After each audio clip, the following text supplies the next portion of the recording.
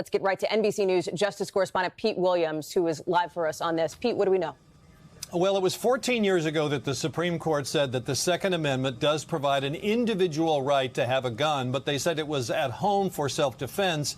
And ever since then, the court has declined to answer the question, well, what about the part of the Second Amendment that says keep and bear arms? What about guns in public? And today, the Supreme Court has answered that question by a vote of 6-3 in an opinion written by Justice Clarence Thomas, saying that the Second Amendment does provide a right to have a gun outside the home.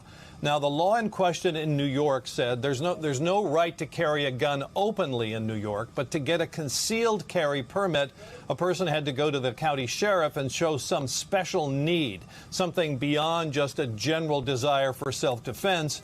And today, the Supreme Court said that's unconstitutional. That puts a limit on the right to have a gun. So the Supreme Court says, number one, states cannot put these special restrictions on getting a gun for a concealed carry permit. Now, this decision obviously will have an immediate effect in New York, and it'll also affect the 7 other states that have similar laws: California, Connecticut, Delaware, Hawaii, Maryland, Massachusetts, and New Jersey.